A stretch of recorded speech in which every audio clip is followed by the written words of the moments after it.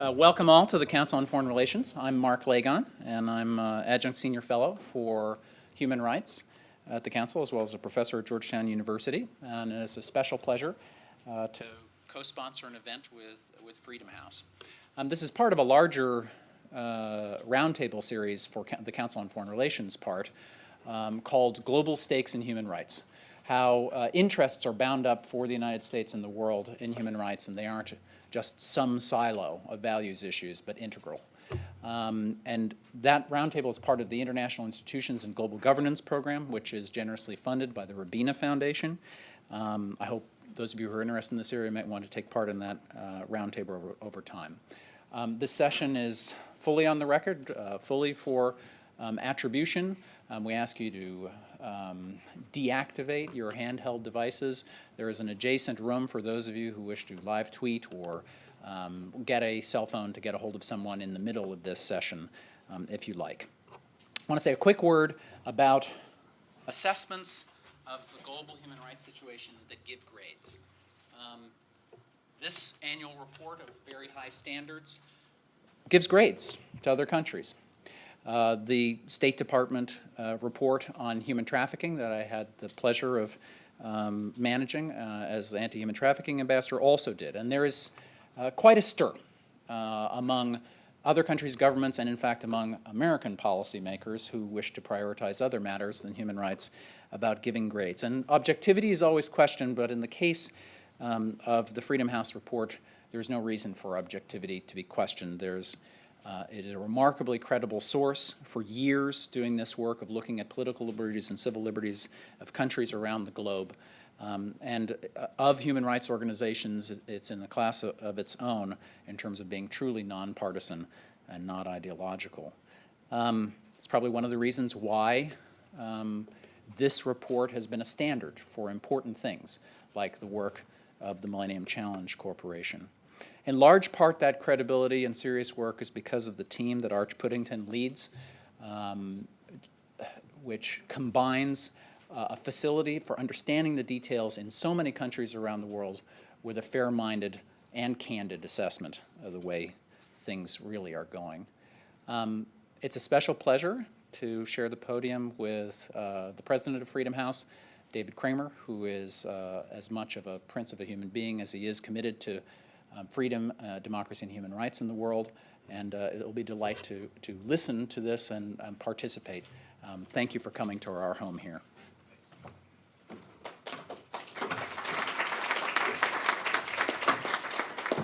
Mark, thanks very much. I've been called a lot of things in my life, but never a prince, so I appreciate that very much. It is a real distinct pleasure to partner with you, a longtime friend of mine personally and collaborator both in and out of government, and many thanks to you and CFR for hosting us today, and thanks to everybody for coming with a fantastic turnout for our Freedom in the World report, which Arch tells me is the 39th issue that we have done. We've been doing this now since about the early 70s, and it is, I think, the gold standard in the community, as Mark said, where we give grades and rankings to countries, and we're very pleased to be able to unveil it here today. I do want to, before we get started, and I turn things over to Arch and then Jill, who will moderate our discussion, and very grateful, Jill, that you're able to join us here today with Tamara and Larry. Is a great panel. Our thanks to all of you for participating today. The report that we're issuing today would not be possible without the generous and invaluable support of the Smith-Richardson Foundation, the Lynn and Harry Bradley Foundation, and the Lilly Endowment, all of whom have been longtime supporters of our Freedom in the World report, and we are grateful to them for their steadfastness and commitment. Arch has been helped with tremendous support from 4 colleagues in our New York office, Jennifer Dunham, Brett Nelson, Eiley Piano, and Tyler Rowlands, and without them, this report would not be possible. Arch is going to come up and give you the overview. I don't want to steal his thunder, but this year's report has some big changes. In fact, some of the biggest changes in gains with Libya, Burma also, and then a significant decline with Mali, where we continue to see the very unfortunate situation there unfold. In Eurasia, Eurasia has nearly replaced the Middle East and North Africa region as the region of greatest repression, led not least by Vladimir Putin and his Kremlin clique. We also meet today during some very interesting times with what's happening in Venezuela and questions about the future there, with the possibility of new elections after elections were held last October, and Mr. Chavez so far staying in Cuba and perhaps not likely to return to his homeland. In China, we have a new leadership taking over and continued protest and opposition to the Chinese leadership.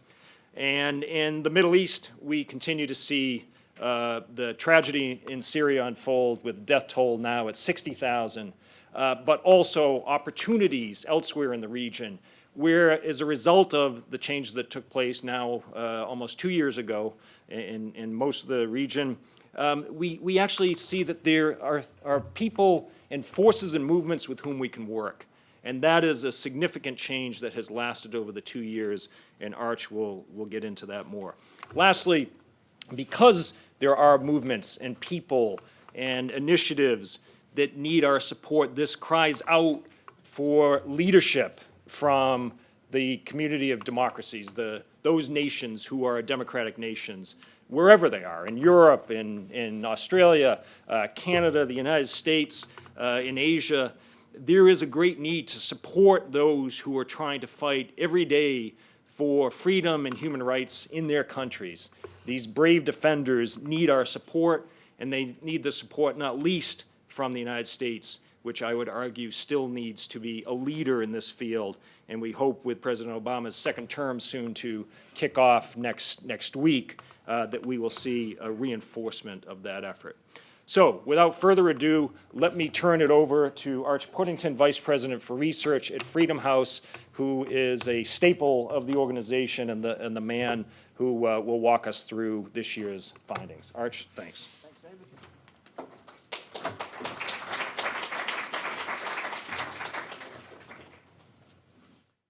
So, why don't we go directly to the map of freedom? This is the map of freedom for the year 2012. As you can see, we have an assertive green for free, a very bright yellow for partly free, because we want to draw attention to those countries that are where democracy is under contestation, and then a somber purple for not free. And let's go to the next slide. Okay, I just thought it would be worthwhile to give you a sense of perspective here. We've been doing the measurements for freedom in the world since the year 1972, and you can see right there at the bottom that things have changed rather considerably. In 1972, the not free countries predominated. Freedom was basically the province of Western Europe, North America, and a few other scattered locales. But then very quickly after that, you can see things started to change for the better. First it was in Latin America and in Europe. Then next, well, you had the end of the Cold War. You had communist Europe becoming free and democratic. And you had the Soviet Union collapsing, and initially, and that's reflected in 1992, many of these countries in Eurasia, like Belarus and Kazakhstan and some of the other countries, actually had elected governments and had partly free scores, and we were somewhat optimistic about their future. More on that later. And then you can see from 2002 to 2012, there's been stagnation. Hardly any movement at all. Okay. These are the these are the free, partly free, not free percentages for different regions in the world. Let's look at first at Latin America. The major stories in Latin America were the coming of the post-Chavez era. We don't know what that will bring, but what it may bring is change for the better, because it may have an impact on the constellation of countries that are run by demagogic left-wing presidents who have followed in Chavez's footsteps. In one of those countries, Ecuador, it suffered a decline during the past year, as did Paraguay for this impeachment of the president that followed the letter of the law, but certainly not the spirit of democratic practice. And I think it's worth noting that President Correa of Ecuador, whose country's scores have declined over the past few years, seems to be positioning himself to possibly succeed President Chavez as the leader of the left-wing faction in Latin America. Okay, next we have Asia. Asia has been one of the modest success stories in the world over the past decade. We've seen special improvements in places like Indonesia, in Philippines, even in Singapore. And during this past year, we saw some important but guarded gains in Burma. Many things have changed in Burma, but on the other hand, this is a country that is still basically run by the same people who ran it as a dictatorship. And there are three, not one, but at least three different ethnic conflicts going on today in the country. So we've been careful on how much improvement to record for Burma. On China, China's score really didn't change during the past year, but of course China had a major change in the leadership. And the new leadership, the 7-man new Politburo, is comprised of men who, in many cases, are responsible for having put together and implemented the system of sophisticated, nuanced control that is the system of control in China today. And there are no reformers in this group. It's unlikely that these men are going to disavow the policies that they've basically been responsible for implementing. So we can go to the next slide. And Central and Eastern Europe, there were very few changes there. The one thing I'd like to mention, though, is that democracy in the Baltics, Central Europe, and the Balkans, their freedom scores have remained relatively unchanged during the European financial crisis. That's impressive, and I think it's a testimony in part to the role that the European Union has played. In fact, if you want a reason, a rationale for the EU getting the Nobel Peace Prize this year, it's in that chart right there, because the EU has played an important role in guaranteeing the democratic practices of the new EU states and setting the bar high enough so that aspiring new members of the EU want to achieve democracy. Next we have, what? Eurasia. Ah, yes. All right, Eurasia is pretty much the opposite of Central Central Europe and the Balkans. Eurasia has steadily declined over the past 10 years. During this last year, we saw declines in Russia, in Kazakhstan, and we did see some modest improvements in Georgia, but the region as a whole has been basically in free fall, led by Russia.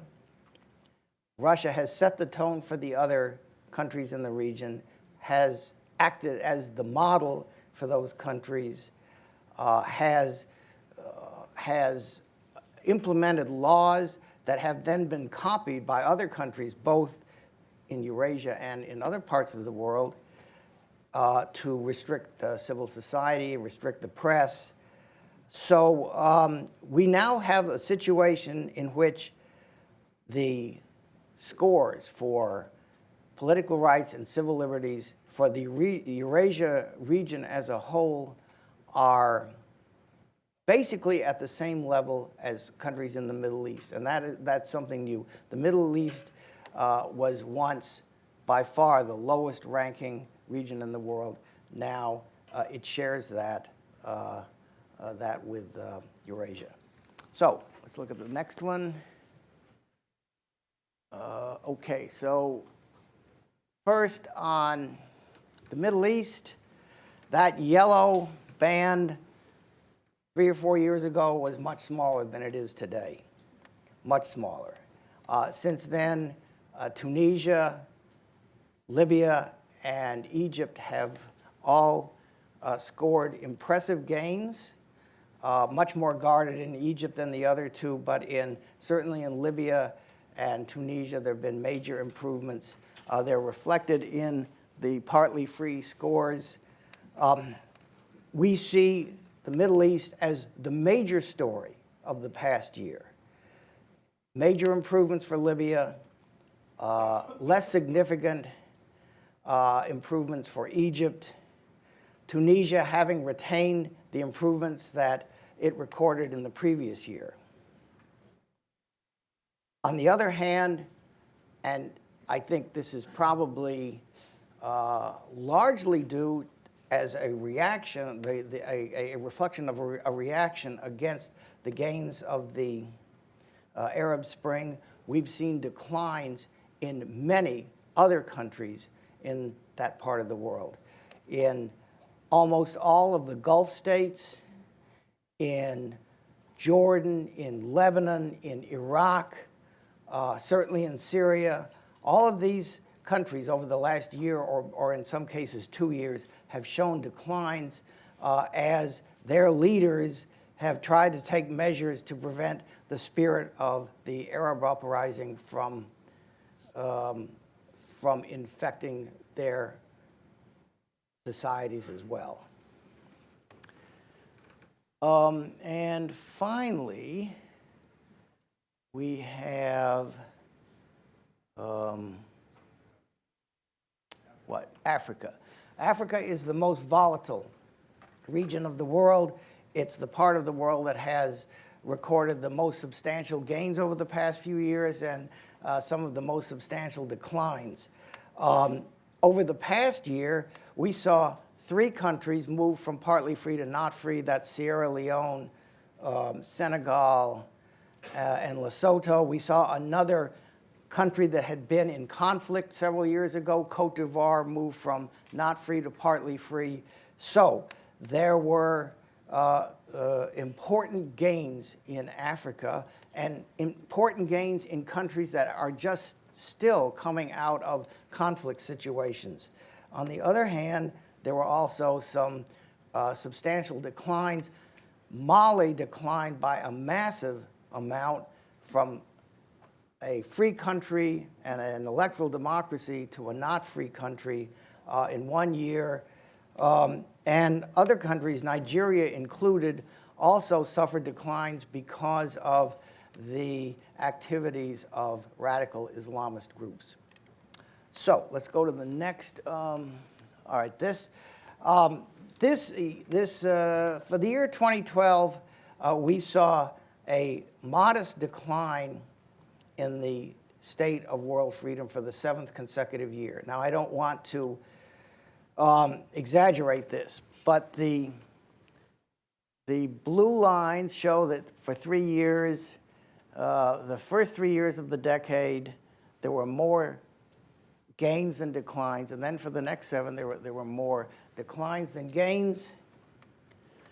And some of these declines and some of these gains are very small. They could be 1 point on our 1 to 100 scale, but nonetheless, the general trajectory has been in a modestly negative direction. The next chart will show you the major winners and losers, I think. Yes, This is over the past 3 years. This shows the country with the most significant declines and then the most significant gains. You'll see that you'll note that the large number of countries among the decliners are from Africa, and a fair number of the countries among the gainers are from the Middle East.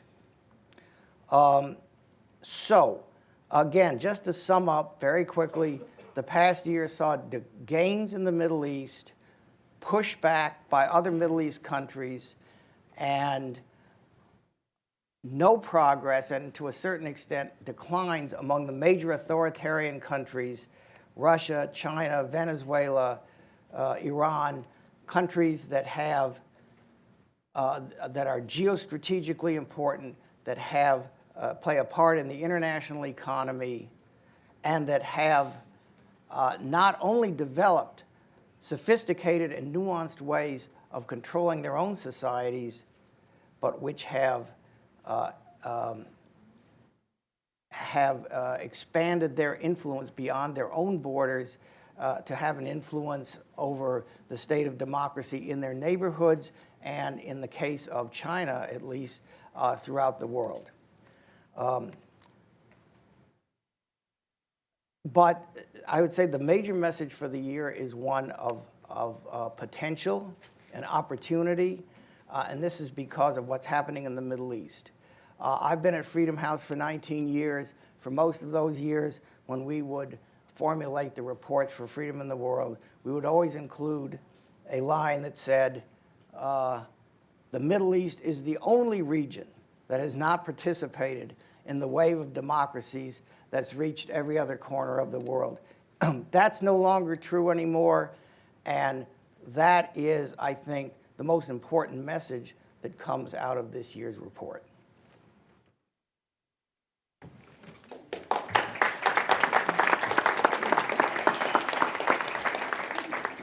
I guess we're going to start here. Arch, thank you very much. I mean, that was a great overview of, I think, a report that is extremely interesting on many levels. And I wanted to start, we already know, I think you have some biographies of the people who are sitting here. You now know Arch, but also Larry Diamond. We could call you Mr. Democracy, an expert certainly in democracy around the world. And then also Tamara Wittis, who was at the State Department, Near Eastern Affairs, and now is Senior Fellow Director of the Saban Center, very well-known center here in Washington on Middle East. And I wanted to start actually with the Middle East, because when I read this report, one of the main things that jumped out at me was Libya. I don't want to start too specifically on a country, but I think it's worthy of note. The last time we looked at Libya, in fact, next week, we'll be back at Benghazi hearings up on Capitol Hill. Libya looked like a place with a lot of problems. Certainly the American ambassador and 3 other Americans were killed in that attack on the consulate. And now I read, Arch, in your report that there is some significant progress. So I wanted, just briefly, if you're both game, to jump into that, perhaps broaden it out a little bit to the Arab Spring countries. But could we start with Libya? Larry, let me start with you. Did that, when you read that, did that finding surprise you? Well, you should start with Tamara, since she knows the region better than I do, but not really in the sense that, first of all, Libya started from as close to a totalitarian, although with a kind of very personalistic character to it, but extremely, extremely repressive. This was kind of, you know, a more quixotic version of Saddam Hussein, although because he had a populist and, you know, pseudo-democratic character and rhetoric to him, some people fell for his overtures and self-presentations of a misleading nature. But so Libya's come a remarkably long way.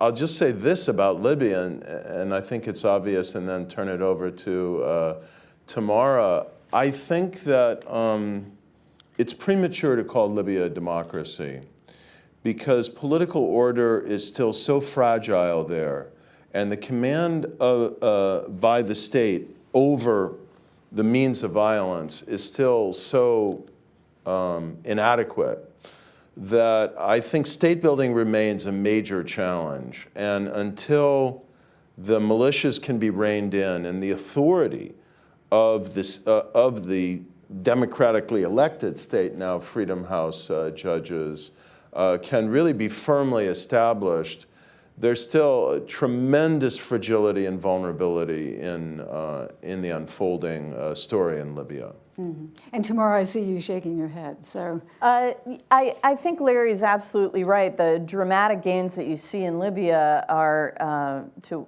a certain extent, an artifact of the fact that you're starting from the floor. There's almost nowhere to go but up. Mm-hmm. That is significant. It's tremendously significant and tremendously positive. But the sort of headline on this year's Freedom House report is breakthroughs in the balance, and I think Libya is a tremendously important breakthrough that is hanging in the balance. Two things I would note. The first, Larry's point about monopoly on the use of force and basic security being a condition for people to be able to exercise their freedoms.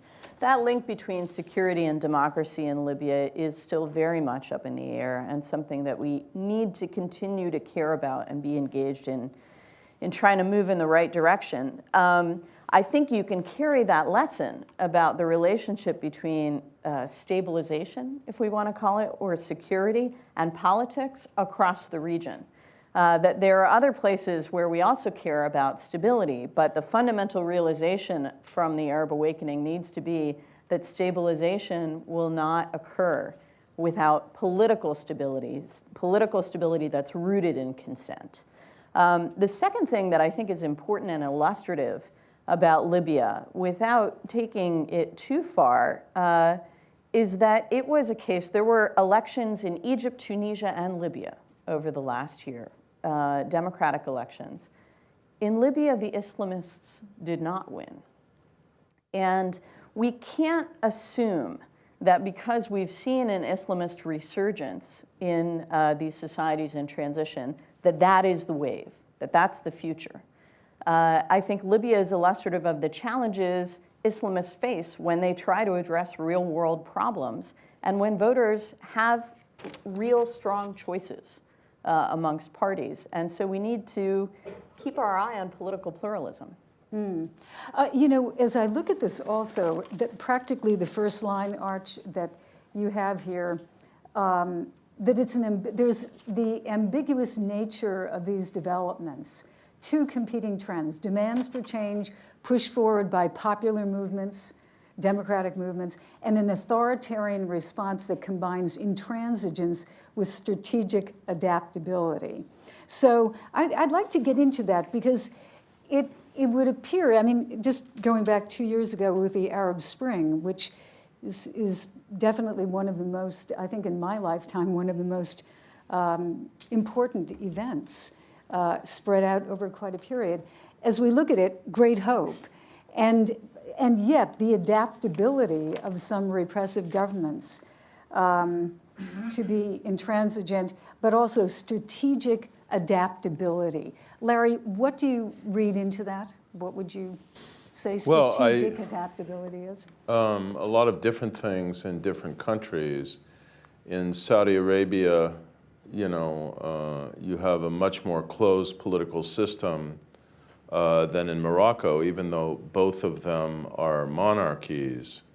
So in Saudi Arabia, strategic adaptability is just the emission of huge amounts of money and patronage to try and keep the population accepting and quiescent in the face of a regime that really isn't changing. In Morocco, you had a monarchy that was already utilizing more constitutional and competitive mechanisms, taking some initiative to get out in front in terms of constitutional change. But I think it's increasingly apparent in Morocco that this has been largely superficial, that not much has really changed, and that Morocco is still nearly as far from democracy, maybe not quite as much, but nearly as much as it was 2 years ago. It's certainly not even close to being a constitutional monarchy, which is what I think the society probably wants and needs. So, I mean, this will be revisited in a lot of these countries. And in Bahrain, what was strategic adaptability? It was Gulf Cooperation Council, maybe mainly Saudi troops, I'd say, with America quite obviously looking the other way, marching in while the movement for democracy was brutally crushed. Now, peaceful leaders of democratic sentiment having had their life sentences confirmed after having been brutally tortured in detention. Maybe not recently, but badly enough after they were arrested. Where's the United States been in this? Where has President Obama been? Where has his voice been while one of America's chief allies in the region and the home of the Fifth Fleet has been engaged in this kind of savage repression of its own society? I think these questions need to be raised by advocates of democracy and including friends of the Obama administration. Do you agree? Oh, I'm sorry. Please. Well, on the question of strategic adaptability, one thing I'd point to is the way that authoritarians have shifted their focus towards civil society. It used to be that authoritarians' first target would be the political parties. And in country after country, we've seen the traditional political parties either be co-opted or weakened or corrupted in some way, or just simply repressed by the leader. And replacing them as the focus of political opposition and advocacy for democracy has been NGOs, trade unions, and other forms of civil society. And these organizations have proliferated in societies that are, in many ways, quite authoritarian. And now you see, in country after country, Russia being the most obvious, but by no means the only country, new laws, new policies, new ways of operating aimed at circumscribing the abilities of civil society organizations to function as they should be functioning. These governments fear civil society activists because they are energetic, because they have initiative, because they understand how to use new technologies, and because they are not co-opted. Well, just quickly on that, since Arch, that really is one of the areas that you're specialized in Eurasia, Russia. Do you feel that that movement, let's call it, almost like a nascent, Arab Spring movement, but at least the people on the streets in Moscow, do you believe that that movement is still alive and well? Because it seems to be pretty quiescent recently, and then you have this spate of new projected or proposed laws. Where are we with the opposition demonstration movement? Well, I think right now the demonstration movement has been temporarily set back rather significantly. I mean, there's no question that if you prosecute people, if you threaten to put them in jail the way that Khodorkovsky was put in jail, you're going to probably get a response, and people are going to retreat. I don't think that this is something that can happen forever. Look, Russia has too many educated people. It has too many people involved in different causes and who care about different things. And you also have a government that, as surly and snarling as it is right now, does have a stake in improving the economy, improving the standard of living of people, and of opening Russia up to foreign investment at least. So I do think that this hiccup that you're seeing right now will eventually have to subside, and then we'll see. The other thing I would say, though, is having spoken up about civil society, if you're going to have real political change, you have to have good political parties. In the end, you have to have elections, you have to have the reform forces powerful enough and organized in political parties so that they can succeed in that traditional way. And I would rather see in countries like Russia people mobilizing maybe in a little more quiet way than just simply street demonstrations. Street demonstrations have a way of alienating segments of the society that you want on your side. Tamara, you know, one thing that Larry was talking about is describing this Obama administration as being, you know, quiescent or accepting what some of its allies do, especially in the area of the Arab Spring. Is the United States doing enough in that area, or is it a difficult political calculus that they have to deal with? It is inevitably a difficult calculus because the United States has a mix of interests, but the calculus is very different today than it was before 2011, and it should lead U.S. policy in very different directions.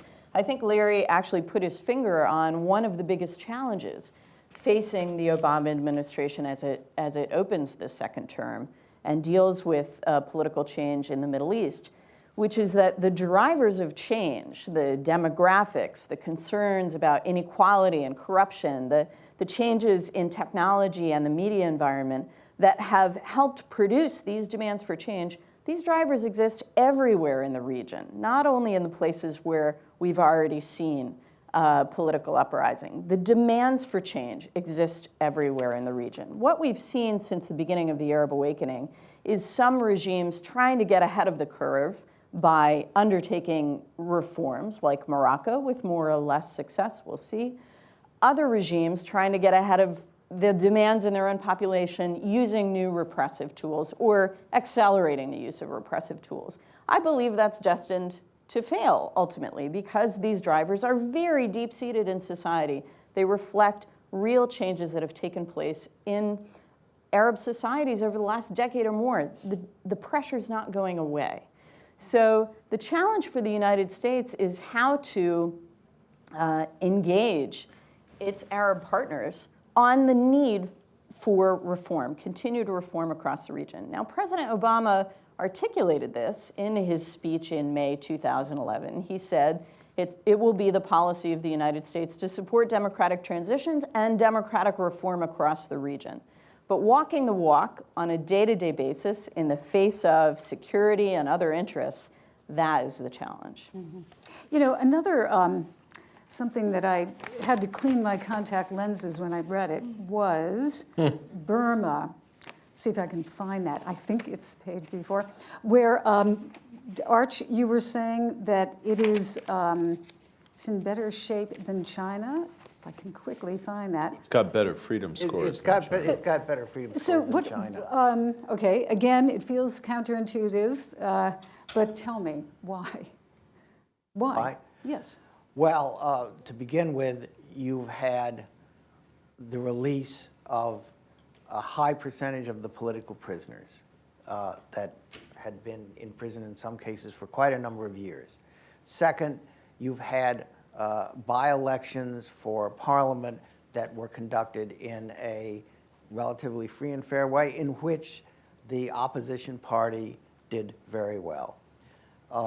Third, you've seen a resurgence, somewhat of an resurgence of an independent media, and you've seen a proliferation of some civil society organizations and other indications that there are better civil liberties than in the past. But again, these changes are being stage managed by the same people who ran a dictatorship for decades, and you have these conflicts with ethnic minorities, at least 3 going on right now, and they are quite serious conflicts. So that's what prevents the gains in Burma from being more substantially recognized.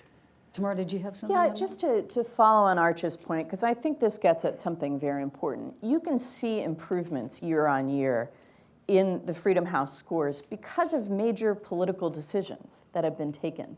But truly see those trends remain over time and continued upward progress, you need to institutionalize those political decisions. And that's what we have to worry about in a place like Burma. Is this just will amongst leaders that's driven by interests and could change?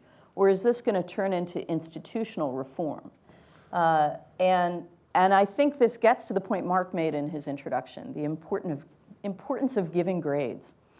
Because it does force you to look at whether things have stayed the same or continued to get better. Case in point in the Middle East is Yemen, where we've seen a negotiated transition of power, tremendously important, but the scores haven't changed. The Freedom House scores haven't changed.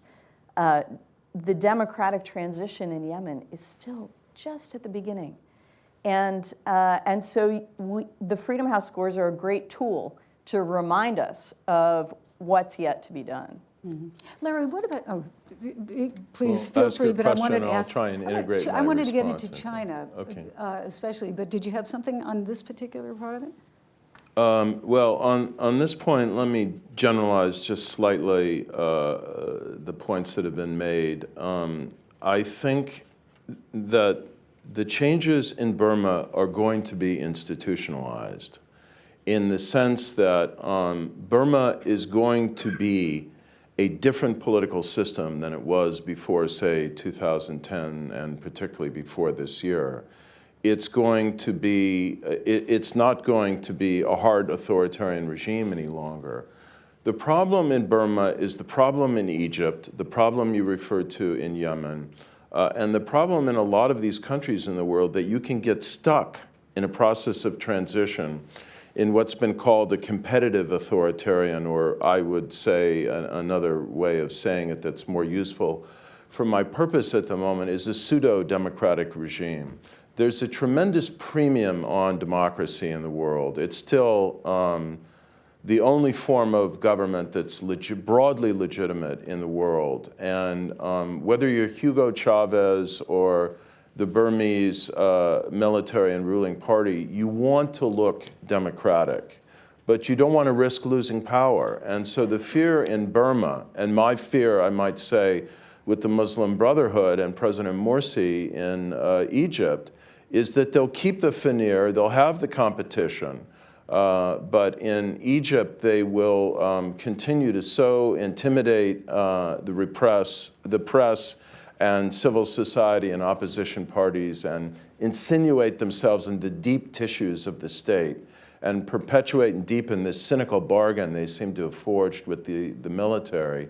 And in Burma, they'll contain the political opening so that you never get even to electoral democracy, not to mention liberal democracy. Mm. And where would we put China? China, unfortunately, you'd put China where we would have put it 10 or 15 years ago. It's no longer a totalitarian regime. In the classic language of political science now, we'd call it a post-totalitarian regime. There's certainly dramatically more personal freedom to move around and live your life and start a business than there used to be. There's some glimmers of more space for discussion and non-political organization in civil society, but there has just been no movement, zero, for I'd say 15 or 20 years on the big questions of political structure. Are they going to move up elections from the fairly trivial level of villages to something more consequential? Is there going to be any independence of the judiciary and the legislature? Is there going to be any significant, genuine freedom of the press? Are they going to lift this incredibly ferocious control over the internet that they have? I think you have a deeply anxious leadership in China that knows its legitimacy is drifting away, that's sending its money and its children abroad in terms of their own personal money, because they have no faith in the future of their own regime.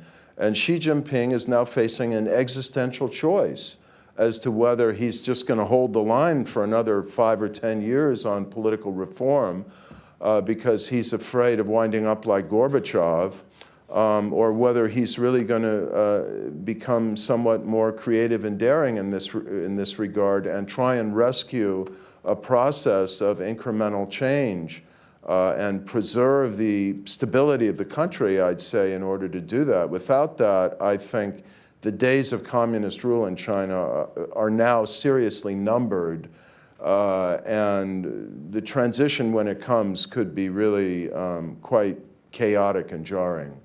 You know, there's an important country listed in here where, Arch, you've said that in Turkey, there's a full court press on the media and the opposition and an environment of fear.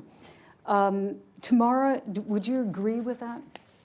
I think that what we've seen in terms of prosecutions in Turkey is extremely troubling.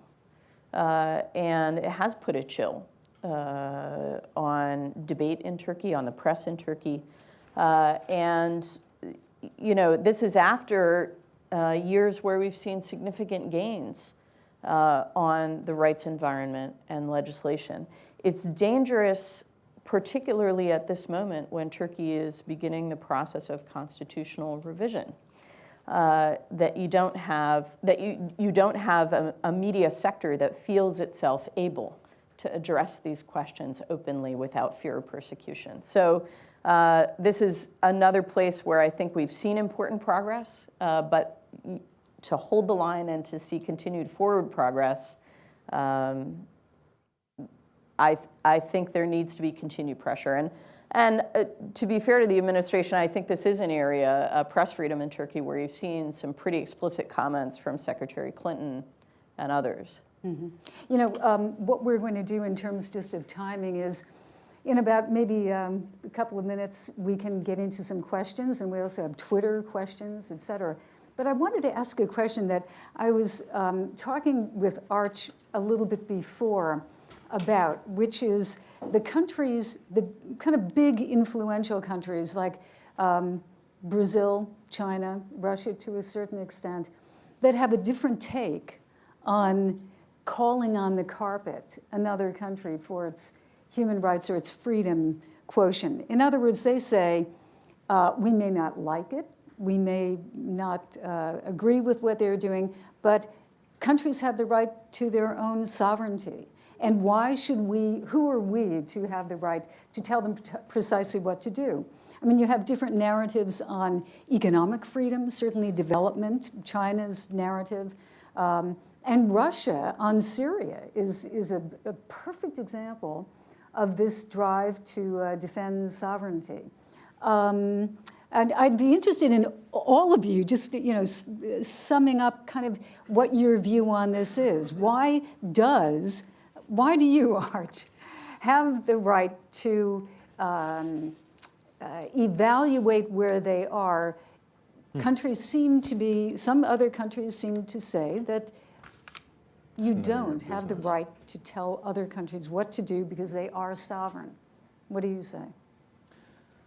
Well, the first thing I'd say is that many of the countries that are democracies, new democracies today, and which have decided that they will not interfere in their neighbors' affairs. They will not speak out. Brazil will not speak out about what's going on in Venezuela. South Africa will not speak out about what's going on in Zimbabwe. India will not speak out about what had been happening in Burma. That many of these countries are ignoring the tradition of outside moral intervention into their internal affairs that resulted in these countries gaining their freedom.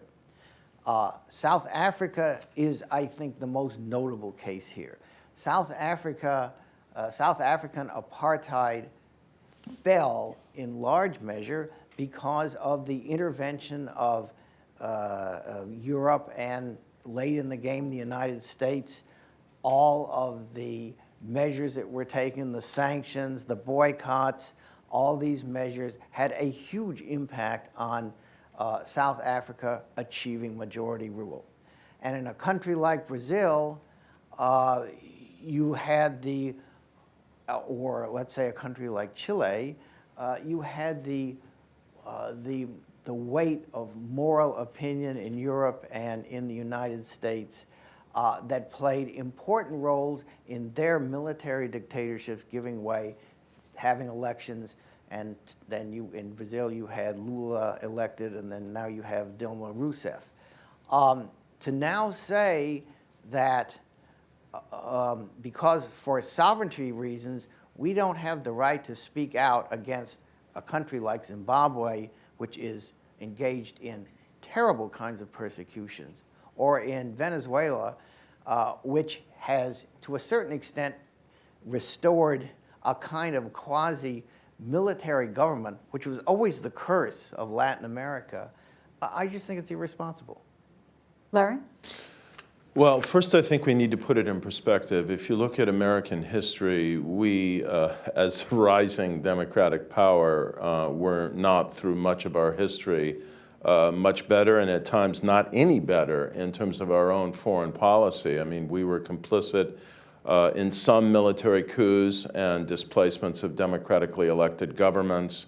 We befriended and had strategic partnerships with people like Mobutu and Ferdinand Marcos, and I've already alluded to the fact that we still have a lot of these partnerships today with authoritarian regimes who are our strategic partners in various respects.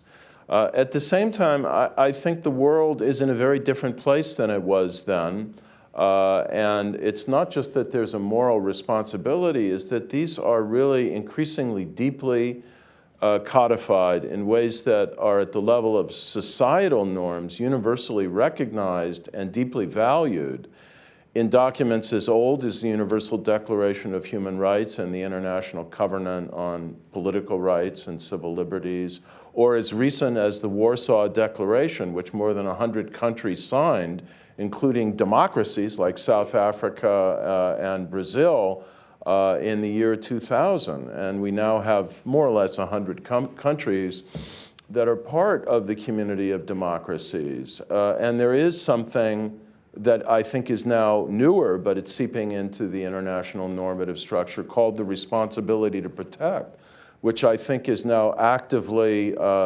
incumbent upon us in Mali and some other countries. So on the one hand, you know, Brazil, India, South Africa, they're rising powers, and they want to expand their regional economic and political influence, and they're responding to some of the traditional geopolitical concerns that I think might have shaped, to be frank and honest about it, U.S. policy in the Caribbean and Latin America through much of our history. But at the same time, I think Arch is absolutely right. We as an international democratic community and international civil society and their own civil societies have to call these governments to a higher common standard. And yet, Tamara, at this point, there are efforts to weaken some of those international conventions on rights. Where do you stand on this? Well, I think Larry's right that these norms and demands for human freedom are increasingly accepted as universal. And the fact that we have functioning democracies in every region of the world, representing every major cultural sphere, I think underscores that. But I guess what I would say is that for a country like Brazil or India, yes, the interests of a rising global power inevitably come into play. But these are also countries that are proud of their own democratic embrace and democratic transitions. And it's a question of how they engage states in transition or states that are struggling with these issues, not whether. I see multilateral organizations and institutions as a constructive way to go. I think if you look at the community of democracies, for example, Mongolia, a relatively new democratic country, chairing the community of democracies, hosting very well-established democracies at an international meeting. or Brazil's leadership with the United States in the Open Government Partnership, which is somewhat narrower, but it's dealing with government transparency, freedom of information, those sorts of norms that are crucial for democracies. So I think there are ways that these countries are willing to engage, but it might not necessarily be the name and shame variety of engagement. I think it's time to open it up to questions. So I guess we've got quite a few. Let's see. At least I see a few hands out there. Is it gentleman in the back?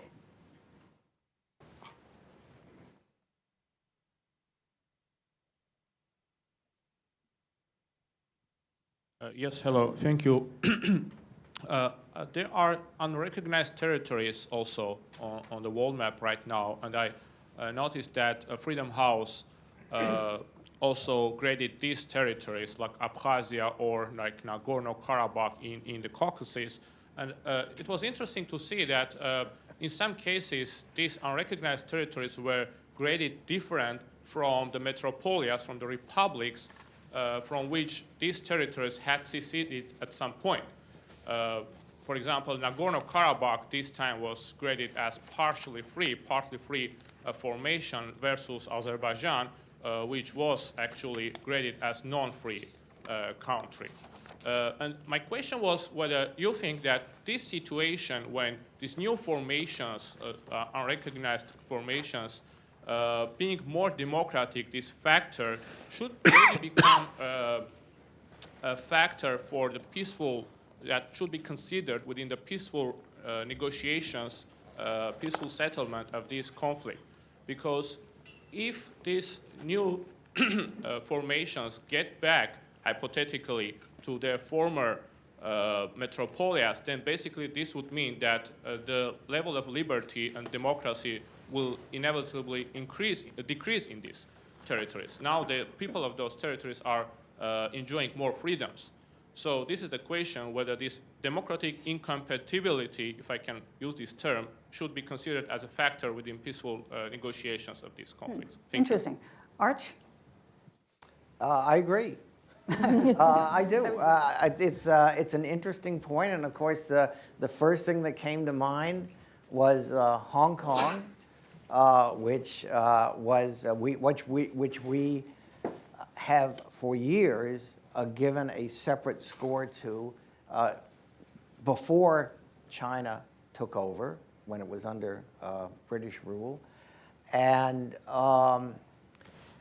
in that case, it may not be a solution that everybody is totally satisfied with, but Hong Kong has remained willy-nilly a quasi-democratic part of China, and it has a wide range of civil liberties, and it has a pretty good independent judiciary on most issues.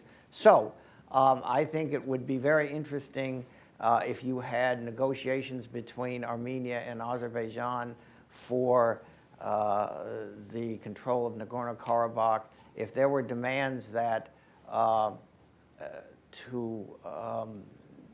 if Azerbaijan was again going to gain control of that territory, it would have to make some serious political reforms, which I'm sure that President Aliyev has no intention of making. So I do agree with you. I think it's worthwhile. I think that any person, people in these territories should demand that democracy be on the agenda when the negotiations take place. But I think that when one of the partners in the talks is a confirmed authoritarian, carving out democratic space for the territory or for the entire country, it's going to be very hard. Let's take another question. Yes, ma'am. That's fine. I'm going to return to the topic of the Middle East and North Africa. I'm from the Project on Middle East Democracy, so it is of pertinent interest to us. I wanted to talk about the question of sort of a model for the region of effective democratization and political liberalization. For a while, before the Arab Spring, there was this sort of talk of the Turkish model as a potential example for other Arab countries to follow. With the rise of problems, the issues you mentioned in Turkey regarding press freedom, that seems to have more or less disappeared. After the Arab Spring began, there also emerged this discourse regarding the Moroccan model as an example of gradual transformation and democratization without insecurity and instability. It's been a year since the formation of the new Moroccan government. We haven't really seen dramatic changes despite the potential that existed with the new constitution. Is there a model that exists in the region, or does each country need to follow its own? All right, Tamara.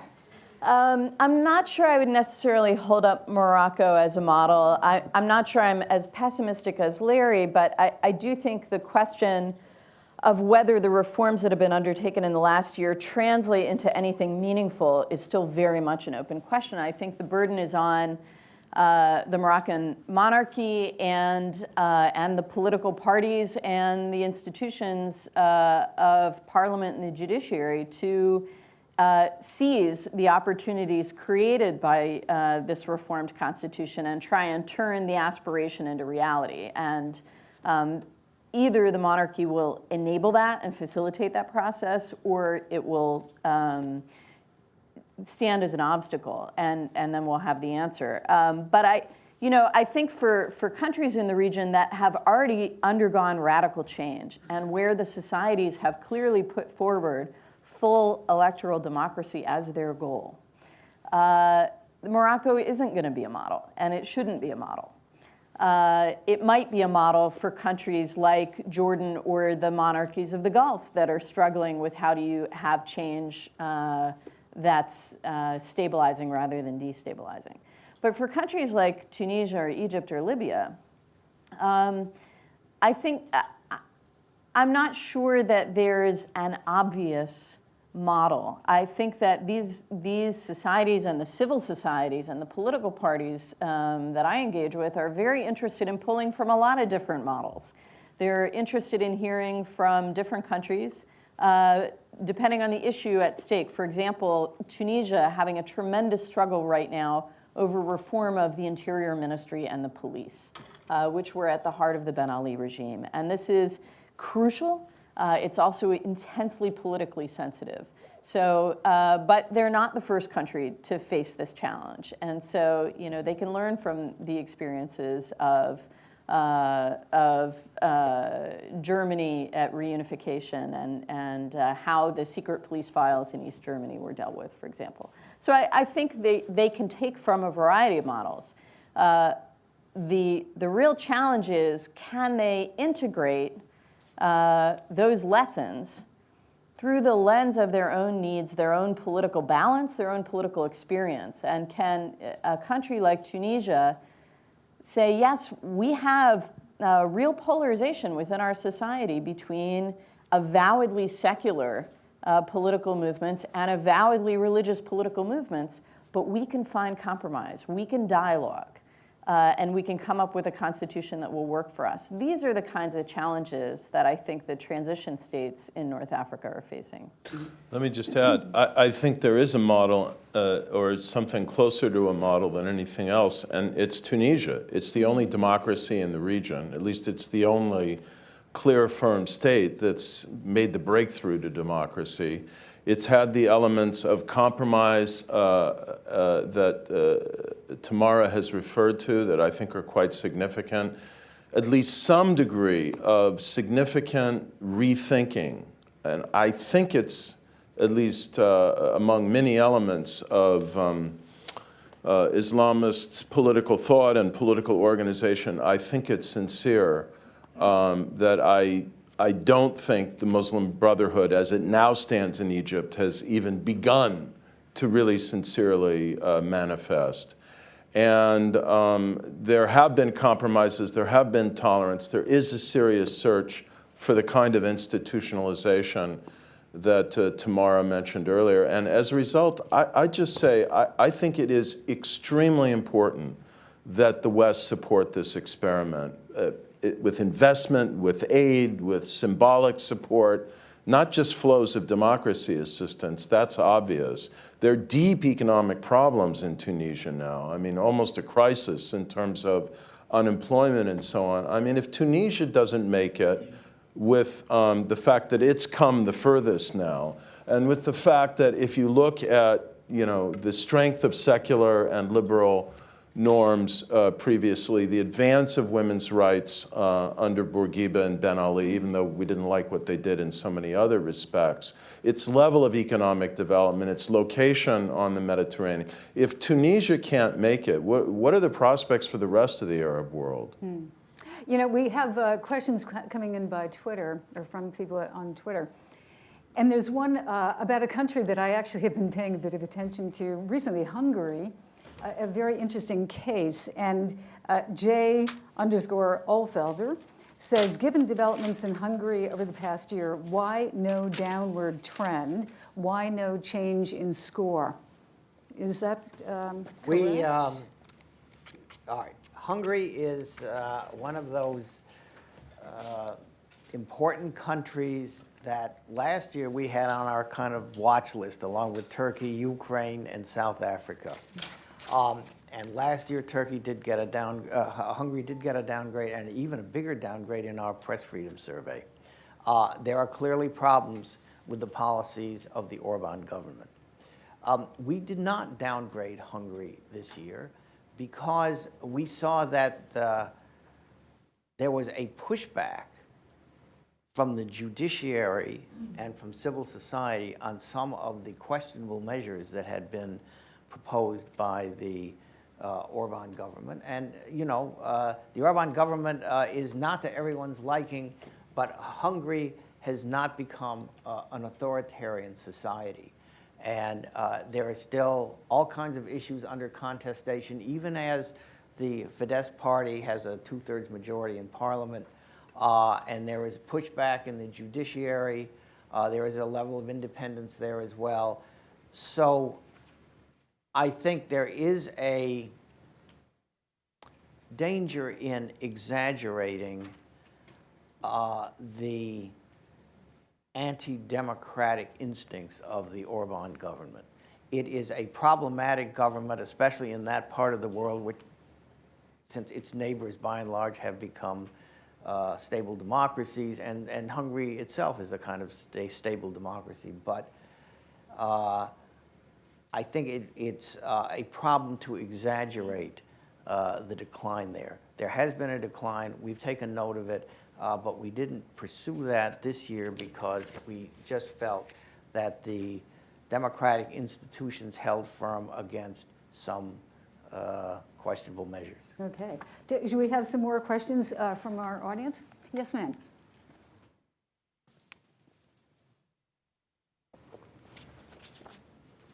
Hi, my name is Nadia Chao, Washington correspondent for Liberty Times. On China, first question. Even though the category hasn't changed, you know, we also noticed that the civil society has been very active in the past few years. You know, some of the recent incidents, like Nanfang Zhoubao, the South Weekend daily newspaper, the protest seems to have an impact on the government decision. I wonder, is there any a reason to be optimistic about the civil societies, the influence or the force they can impose? And the second question for Taiwan, on a country has been put on the free category for many years. But recently, the opposition party, the biggest opposition party, filed a report complaining that they have been unfairly treated by the legal system. Because quite a few of the cases that a former or a current opposition leader were persecuted but found innocent in the end. But they have suffered a lot for their reputation or the health condition. So wonder, do you have any comments on Taiwan's judicial system and the party, the fairness of the party politics? Thanks. Taiwan is one of the more impressive democracies of Asia, of East Asia. And it has a vigorous two-party system. And we have one party, the KMT, is now clearly in the ascendancy. But I mean, everything that I see about the functioning of Taiwanese democracy suggests to me that the freedoms in the country are not really in jeopardy right now. You just had over the weekend a massive demonstration led by the opposition party and by NGOs, in which the policies of the KMT government were severely criticized. You have a weakened president whose ratings are now down in the 16% level. It's true that there have been these prosecutions of leading DPP party members, but again, the judiciary did push back, and in most cases, those people have been exonerated and found not guilty. So even though I would say that there are clearly efforts by the KMT to take advantage of their majority and consolidate their power, the workings of Taiwanese democracy have basically prevented democratic institutions from being seriously eroded. Let me make just a couple comments. First of all, I am very optimistic about the long-run prospects for democracy in China for the reasons you've articulated and that I have as well. Chinese society is just being dramatically and rapidly transformed. And there's rising evidence that the new generation not only lacks faith in communism anymore, they think it's a joke, and they're very cynical about their leadership, and they want democratic change, and they're increasingly developing tools and going ahead and exposing wrongdoing, protesting, organizing, achieving change. So change is going to happen in China. It's just a question of whether it's going to be sudden and potentially disruptive and potentially with some worrisome consequences for regional and international relations, or whether it's going to unfold in a more orderly and gradual and planned way that will lead to a softer and more peaceful landing to democracy like Taiwan negotiated. And I agree with what Arch said, and I just add one other point. I think he may not be very popular now, and maybe he's made a lot of mistakes, and people can judge that in Taiwan. But actually, I lived in Taiwan for a year. I know President Ma. I think he is someone who is deeply, deeply committed to the rule of law and made and has honored a personal commitment to not interfere with the judiciary. If there are problems here, I think it's more a matter of prosecutorial zeal in Taiwan. And if you think prosecutorial zeal cannot happen in established and even liberal democracies, I suggest you Google the name Aaron Swartz. Tamara, you had to. Yeah, just very briefly, because it goes back to something Arch was saying earlier about strategic adaptability among autocrats. And I think it's absolutely right to point that out, but there has also been, and I think continues to be, a lot of adaptability within civil society and learning across borders and across regions by civil society about how to resist, how to push back, and how to overcome the obstacles that autocratic leaders continue to throw up. Without taking away from the broader point that there is this intense campaign against freedom of association, and it's something that established democracies like the United States need to be concerned about, need to keep calling countries like Russia out on. I see civil society demonstrating a lot of resilience and creativity and flexibility in the face of that. And I think that gives us cause for optimism. I just wanted to raise one quick question about Mali, because it's in the news. It's quite striking how far it has fallen, how quickly the French are going in there. Should the U.S. be doing more, Larry? Absolutely. I think we should be actively, I think it should be like Libya. We don't put boots on the ground, but otherwise we'll actively support both local African states in the region who want to roll back. It's both a security issue and a democracy issue at this point.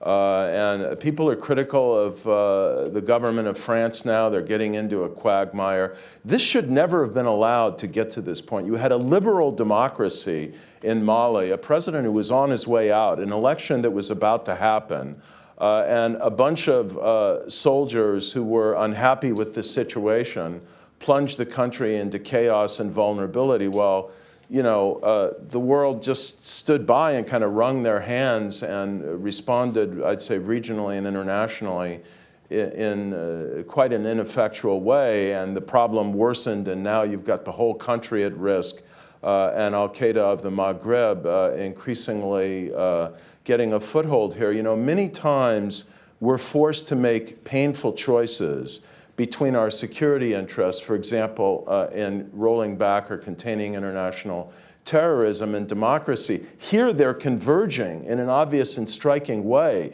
If we can't even respond forcefully in that kind of circumstance, then I think we are in a much more pitiful state than I had imagined only fairly recently. And I'll add just one more note, which is, now that Mali has sadly arrived at the pass that it has, and now that there is international intervention, I think Syria should be a cautionary tale to the United States about not waiting too long.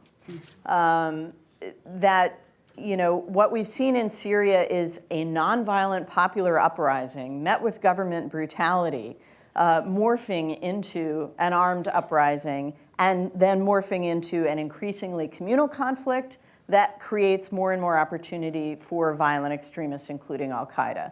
What we see in Mali is al-Qaeda of the Islamic Maghreb taking advantage of local grievances and local instability to advance its own agenda. And the longer this conflict goes on now, the more opportunity they will have. Already the jihadi forums are extolling Mali as the next great front. And so we have an interest not only in the outcome, but in seeing Mali return to a stable democratic path as quickly as possible. Mm-hmm. Mark, I think you had a question. Yeah. Microphone. Two quick questions, if not simple ones, for anybody who'd like to take it. Which is the most pernicious illiberal government in the world as an example for methods for quelling civil society opposition and voice? And then secondly, India, by all rights, is a tremendous success story as a market democracy. But there are those, for instance, of disadvantaged castes in the millions who have rights on paper but don't enjoy actual access to justice. When you look under the hood in India, what is the situation? Who do you think should answer that, Mark? Arch and Larry. Okay. Well, I'll answer the first question. I would say at this moment, Russia is the country that is the most pernicious when it comes to suppressing civil society. I might not have said that a year ago, but in the wake of what's happened over the past 6 or 8 months, I would say that the ruthlessness with which Putin has moved to disrupt the funding of really important civil society groups, groups that did election monitoring, groups that monitor corruption, human rights groups, and the like. Plus,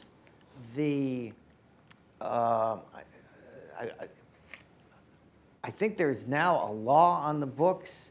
I know it's been proposed, and I think it's been passed, which forbids the propagation of gay rights ideas.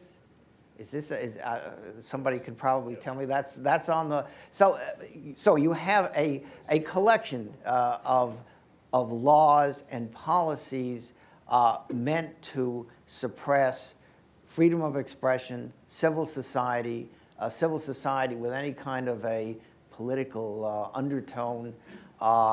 You have Putin having steamrolled almost the entire Duma to support these things. So I would say that right now, Putin is showing the most aggressiveness and the most cleverness, because he is also, of course, gone very aggressively towards cutting off relations between civil society organizations and governments outside of Russia. And what's dangerous about that is it just stands there as a model for other countries to adopt. Larry, I mean, the word pernicious, pretty strong. And I don't think it's strong enough. I agree. in the world, Just compared to in the world, compared to any other country? So let me come to India in just a second, but let me say I agree with everything Arch said. I think we now have, if you want to phrase it this way, Putin 2, the second run of Putin as president, a more overtly and unabashedly sinister figure. And okay, he's preserving the outward shell of a multi-party system, but this has gone from being, very worrisome and, obviously a descent from what arguably could have been considered during the Yeltsin era democracy to a non-democracy. Now it's going from a non-democracy with still some elements of pluralism and so on, to a really ugly authoritarian regime in which rights all over the place are at risk. And I just think we need to confront it more overtly. In the case of India, Mark, I'd say that, they're just it's such a big country. And both regionally, I mean, compare the more progressive, better governed states, like Karnataka and so on, with Bihar, for example, and you see just dramatic differences in the actual provision of rights and the quality of governance and the extent of democracy. Actually, it might be an interesting exercise someday. I realize it would be just hugely difficult and expensive to try and apply the methodology of survey to at least the Freedom House survey to a number of the Indian states, because many of these states are a lot bigger than most of the states in the world, like the Chinese provinces. But in any case, I think there are multiple trends. So there's a right to information movement in India. The law has been passed. The civil society is mobilizing in a very creative and persistent way. The press is very vigorous. And yet you have a lot of this horrible stuff that continues to go on, not only these recent incidents of gang rape, but just the horrible suppression of the rights of women, minorities, lower caste groups, and so on. And I think the way to look at it is, India is an electoral democracy with many elements that are liberal, and so it kind of barely rates as a free state and has for a long time, but with a lot of elements of corruption, bad governance, illiberalism, or so on. But with a lot of regional variation and with a quite historic and protracted ongoing struggle to deepen and improve democracy and the quality of governance. It's really one of the epic stories of our generation. And at least it's happening largely peacefully, constitutionally, or at least through the continuing kind of Gandhian-style creative use of nonviolence. And I don't justify all of the wrongs and the shortcomings, but at least there is an ongoing peaceful, legal effort that is having some effect in trying to improve the quality of democracy. Mm-hmm. Okay, so we have time for just one more question. Yes. Tom Dine. I'm proud to say that I'm a member of the Freedom House board. And so one more time, this report card has been issued, and hopefully we can all take advantage of it. In our discussion today, I've heard the United States or the Obama administration called quiescent. Others have used other words. But that doesn't explain the quiescence. That doesn't explain the passivity. That doesn't explain the non-intervention and the deep disappointment, at least to this person, who voted for Obama. Why are we sitting on our hands? Why aren't we doing something? It doesn't take a genius to figure out about Syria starting in March of 2011. Everybody knew that where it was going to go. So I think in terms of the values of this country and the values of the civil societies that are represented in this room, we need a better explanation of why we're not getting the foreign policy that we deserve. Okay, Tamara, perfect question for you. How do you defend? Where, I want to see how you answer this. Okay, well, let me start by being very clear. I don't work for the Obama administration anymore, and I'm not here representing them. Let me tell you, Tom, a little bit about what I feel we confronted as we sought to advance this agenda. We confronted an American public that, for understandable reasons, is exhausted with foreign entanglements and wary of new ones. We confronted the worst economy in nearly a century that demanded focused attention and investment of political capital. We confronted a Congress that, first of all, for the most part, doesn't care about foreign policy and doesn't value working on foreign policy. And secondly, given the economy and given the budget environment, is interested in cutting all kinds of money spent on engagement abroad. And so, you know, when we were developing an effort at a robust response to the Arab awakening, to support the transition in Tunisia, to support positive change across the Middle East, we were essentially in fact, we were doing it with no appropriations bill having passed that year. And you might remember the government almost shut down in April of 2011. We were doing it essentially with the change we found in the couch cushions.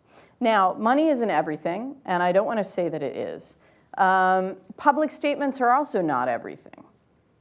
But I think for the United States, given that the US is a global power and it does have a global mix of interests, to be credible in advancing this agenda, it has to do more than say nice words.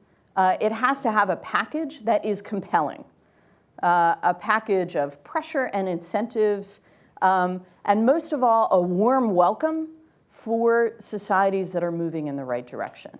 Now, when the Berlin Wall fell, there was a bipartisan consensus on the need to invest in creating such a structure.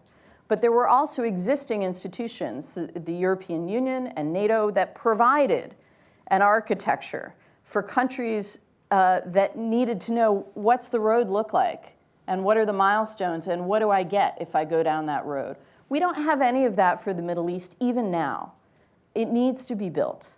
But I don't think it can be built without bipartisan consensus and without the support of the American people. I think we're going to have to leave it there, as they say, in television. But this Save was me from getting into trouble. well, we can have the fisticuffs later. But I just wanted to thank you very much, Arch, Larry, and Tamara. It was a very interesting discussion. Thank you.